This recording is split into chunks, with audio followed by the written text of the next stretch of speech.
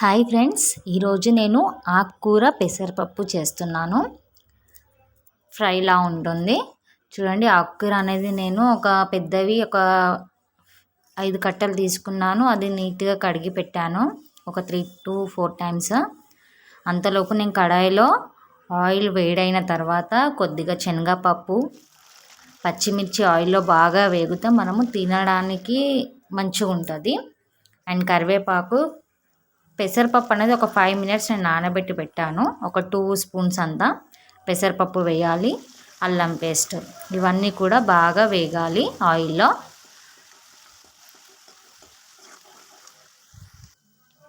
ఇందులో ఆనియన్స్ అనేది వేయొద్దు. అండ్ కొద్దిగా పసుపు వేయాలి.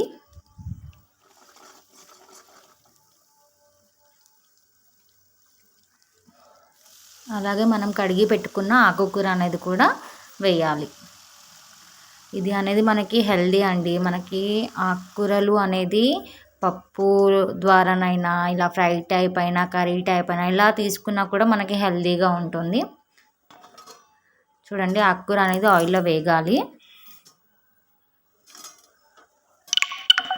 చూడండి, మనకి ఉడికింది బాగా. ఆకుకూర పెసరపప్పు అనేది ఉడికింది. మనకి పచ్చిమిర్చి స్పైసీ అనేది సరిపోతుంది. నేను కలర్ చేంజింగ్ కోసం కొంచెం కారం వేస్తున్నాను.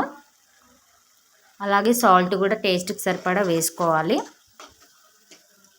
చూడండి, ఇలా కలిపి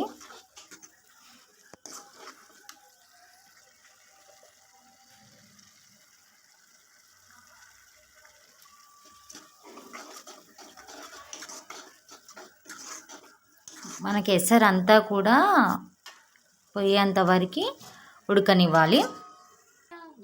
ఆయిల్ వచ్చేంత వరకు, సైడ్కి ఆయిల్ వచ్చేంత వరకు.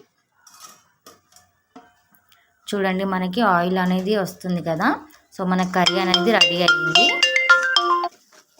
అంతే అండి, సింపుల్, చాలా టేస్టీగా ఉంటుంది. ఒకసారి మీరు కూడా ట్రై చేయండి. హెల్దీ అండ్ టేస్టీగా ఉంటుంది. అండ్ చపాతీకి, రైస్కి కూడా బాగుంటుంది.